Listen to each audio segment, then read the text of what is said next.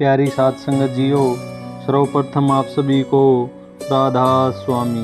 प्यारी साध संगत जियो, आज हम मेरा मास्टर सीरीज में अध्याय 49 शुरू करने जा रहे हैं, जो है अभी संत नहीं बना है, जब संत बनेगा तब देख लेना। राधा स्वामी। प्यारी साध संगत जियो, बड़े महाराज जी ने करीब 20 साल तक हुजूर साहिब जी को अपनी पवित्र छत्र छाया में आश्रय दिया। इन 20 सालों में उन्होंने एक कुशल मूर्तिकार की तरह हुजूर साहिब जी की परत दर परत बड़ी बारीकी से गढ़त की। कभी उन्होंने अपने कटु वचनों की चोट से हुजूर साहिब में से सारे दुर्गुणों को अलग किया, तो कभी उन पर बढ़ाई की ठंडई वर्षा कर उनके अंदर छिपे हुए सद्गुणों को उभारा। प्यारी साध संगत जियो, कभी उन्होंने उन्हें अपने से अलग कर विरह की धूप में पकाया, तो कभी रात दिन अपने साथ रखकर उनमें अपने प्रताप से नूरी रंग भरे। अंततः उन्होंने इस दुनिया को ऐसा गुरुमुखता का नमूना भेंट किया, जो कि इस अधोगति युग में स्वामी जी महाराज की शिक्षाओं को एक चमकदार हीरे की तरह दुनिया के विभिन्न कोणों में बसे जीवों के दिलों तक अपनी प्रकाश में रौनक पहुंचा रहे हैं। प्यारी साध संगत जियो, बड़े महाराज जी ने अपने जीते जी ना जाने कितनी बार हुजूर साहिब को अपना सच्चा उत्तराधिकारी बताने में कभी संकोच नहीं किया। इसके लिए उन्होंने कभी सत्संग का माध्यम चुना, तो कभी खुद ही इशारों में अपने मुखारबिंद से सभी के सामने अपने गुरुमुख को आने वाले समय का संत घोषित किया। उनके रिकॉर्डेड सत्संग के अनेकों अनुभाग आपके साथ साझा किए गए हैं। इसीलिए प्यारी साध संगत जियो, आपसे दो छोटी सी व्यक्तिगत घटनाएं साझा की जा रही हैं, जिनमें बड़े महाराज जी ने बड़े स्पष्ट रूप से संकेत किया था कि हुजूर साहिब ही आगामी संत और उनके पूर्ण उत्तराधिकारी होंगे। प्यारी साध संगत जियो, एक बार बड़े महाराज जी और हुजूर साहिब अपनी विदेश सत्संग यात्रा के दौरान कनाडा में नंद सीरा जी के सपुत्र की शादी में शामिल हुए। शादी समारोह में हुजूर साहिब नीला कोट पैंट और टाई पहन कर गए। इस समारोह में फकीर चंद जी महाराज के गुरुमुख शिष्य, जिनको हाल में ही गुरु गद्दी संभालने का दायित्व मिला था, वे भी अपनी धर्मपत्नी के साथ पधारे। प्यारी साध संगत जियो, गद्दी नशीनी से पहले उनका कई वर्षों से अमेरिका में ही निवास था और वे कॉलेज में प्रोफेसर के तौर पर नियुक्त थे, तो वो भी इस समारोह में हुजूर साहिब की तरह सूट पहनकर शामिल हुए। उनको देखकर हुजूर साहिब उनके पास बंदगी करने गए और उन्हें स्नेहपूर्वक एक अरदास रखी। उन्होंने कहा कि वे अब संत बन गए हैं, अब उनको विदेशी पहनावा छोड़ देना चाहिए और बड़े महाराज जी और महाराज फकीरचंद जी की तरह साधारण बाणा धारण कर लेना चाहिए। किसी कारणवश उनको यह अपनेपन में दी गई सलाह ज़्यादा अच्छी नहीं लगी और तुरंत उन्होंने हुजूर साहिब जी से ही पूछ लिया, आप मुझे सलाह दे रहे हैं और आप खुद सूट बूट पहन कर आए हैं।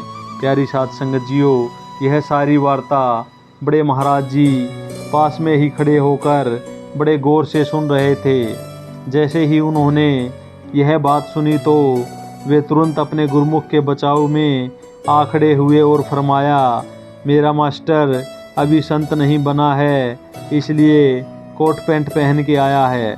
जिस दिन संत बन जाएगा उस दिन देख लेना, यह भी पहनना छोड़ देगा। प्यारी साध संगत जियो, बड़े महाराज जी ने इन वचनों के माध्यम से सभी के सामने बड़े स्पष्टता के साथ ही यह भविष्यवाणी की थी कि हुजूर साहिब आने वाले समय में संत के रूप में उभरेंगे। यह घोषणा उन्होंने लगभग 1 दशक पहले ही कर दी थी।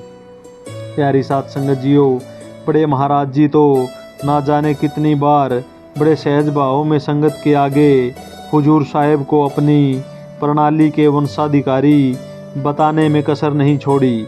उनको पता था कि उनका मास्टर ही आगे चलकर उनके निर्मित आध्यात्मिक साम्राज्य को विस्तारित करेंगे। और बड़े महाराज जी अपने इसी निश्चय को समय समय पर जाने और अनजाने में संगत के आगे साझा करते रहते थे। जैसे कि एक बार बड़े महाराज जी और हुजूर साहिब दिल्ली में श्रद्धालुओं के निवास पर चरण फेरी व सत्संग करने गए हुए थे। उस समय दिल्ली में आश्रम की स्थापना नहीं हुई थी, इसलिए बड़े महाराज जी संगत के घर जाकर सत्संग आयोजित किया करते थे। यूं तो बड़े महाराज जी की गाड़ी चलाने की सेवा की जिम्मेदारी हुजूर साहिब पर रहती थी, पर नई जगह होने के कारण उस दिन गाड़ी चलाने का मौका भाई शमशेर जी को दे दिया, क्योंकि वे दिल्ली के ही निवासी थे और रास्ते के जानकार भी थे। प्यारी साध संगत जियो, भाई शमशेर जी उस समय नए नए ही सत्संग से जुड़े थे, पर उनको बड़े महाराज जी के प्रति अभूतपूर्व लगाव था। इतने कम समय में गुरु महाराज जी की इतनी बड़ी सेवा की मौज मिलने से उनका हृदय उल्लास से भर उठा। जिस गुरु के दर्शन वे भीड़ में दूर से ही करते थे, आज उनकी गाड़ी चलाने का स्वर्णिम अवसर मिलने पर वे अंदर ही अंदर थोड़ी घबराहट भी महसूस कर रहे थे कि कहीं उनसे कोई गलती न हो जाए। प्यारी साध संगत जियो, हुजूर साहिब गाड़ी में ड्राइवर सीट के पीछे बैठे हुए थे और उन्होंने शमशेर जी की मानसिक उत्तेजना को भांप लिया था। उनके तनाव को हल्का करने के लिए हुजूर साहिब ने उनको सीट के पीछे से चुपचाप उनको चूटी काटने लगे, क्योंकि बड़े महाराज जी आगे की सीट पर ही उनके साथ बैठे हुए थे। इसलिए भाई शमशेर जी ने अपने ड्राइविंग पर नियंत्रण रख चुटकी से होने वाला दर्द और गुदगुदी सहन करने लग गए। कुछ देर बाद जब बड़े महाराज जी ने हुजूर साहिब की यह मस्ती देख ली और फिर उनसे कहा, मास्टर इस भाई को तंग मत कर, यह आगे चलकर तेरे लिए बहुत काम आने वाला है। प्यारी साध संगत जियो, उस समय गाड़ी में बैठे हुजूर महाराज जी और भाई शमशेर को बड़े महाराज जी की यह बात समझ भी नहीं आई और उन्होंने इसको हंसी मजाक में भुला दिया। परंतु कुछ ही वर्ष के बाद बड़े महाराज जी द्वारा फरमाए ये वचन एक चकित सत्य के रूप में साक्षात प्रकट हुए। जब बड़े महाराज जी के चोला छोड़ने के तुरंत बाद भाई शमशेर जी ने दिल्ली में संगत को इकट्ठा करने और राधा स्वामी दिनोद की सर्वप्रथम दिल्ली शाखा का निर्माण के लिए सबसे महत्वपूर्ण योगदान दिया। प्यारी साध संगत जियो, बड़े महाराज जी के मजाक भाव में फरमाए वचन के अनुसार ही भाई शमशेर जी ने हुजूर महाराज जी के लिए बड़ी लगन और कड़ी मेहनत से अपनी बहुमूल्य सेवा प्रदान की, जिसके फलस्वरूप उन्होंने देश की राजधानी में अपने आश्रम का सर्वप्रथम सत्संग का आयोजन किया। प्यारी साध संगत जियो, इस तरह के न जाने कितने छोटे छोटे अनगिनत उदाहरण हैं, जिसके द्वारा बड़े महाराज जी ने अनेकों बार संगत को यह समझाने की कोशिश की कि उन्होंने अपने मास्टर को ही अपना सच्चा उत्तराधिकारी और संगत का मार्गदर्शक निश्चित किया है। राधा स्वामी।